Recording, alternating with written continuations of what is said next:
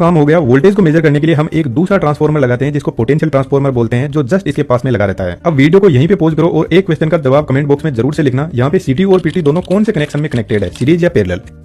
यदि आप सीटी को सही से देखोगे तो सीटी का यह वाला इनपुट पॉइंट है और यह वाला आउटपुट जो इस लाइन के सीरीज में कनेक्टेड है। लेकिन पीटी को देखोगे तो इसमें इनपुट का सिर्फ एक ही टर्मिनल है, आउटपुट का कोई टर्मिनल ही नहीं है। तो यहाँ पर पीटी पैरेलल में कनेक्टेड है। पीटी इस लाइन में फ्लो हो रहे 4 लाख वोल्टेज को 110 वोल्ट में बदल देता है, लेकिन यहीं पर थोड़ा सा आगे एक पावर ट्रांसफार्मर रखा हुआ है जो इस 4 लाख वोल्टेज को सिर्फ और सिर्फ 132 केवी तक बदल पाता है और साइज में इसका 50 गुना से भी ज्यादा है। काम दोनों ऑलमोस्ट सेम टू सेम तरीके से करते हैं, लेकिन पावर ट्रांसफार्मर के नाम से ही पता चल रहा है कि यह हाई पावर को हैंडल करता है, जबकि पोटेंशियल ट्रांसफार्मर हाई एक्यूरेसी पे काम करता है। यदि आपको और सिंपल लैंग्वेज में समझाऊं तो जैसे कोई बाइक है, यह भी 100 की स्पीड से चल सकती है और कई किलोमीटर तक जा सकती है, लेकिन ट्रेन भी 100 की स्पीड में चलती है और हाई लोड को उठा सकती है। अब काम दोनों सेम ही तरीके से करते हैं। पीटी की डिजाइन की बात करें तो इसकी वाइंडिंग नीचे की तरफ होती है इस टैंक में, जहां पर ऑयल भरा रहता है। यह प्राइमरी वाइंडिंग होती है जिसको आयरन की कोर पर कुछ ऐसे सेट किया जाता है जिसकी एक साइड को हाई वोल्टेज से कनेक्ट किया जाता है और इस वाइंडिंग की दूसरी साइड को ग्राउंड से कनेक्ट किया जाता है, जो फेज वोल्टेज को मेजर करती है।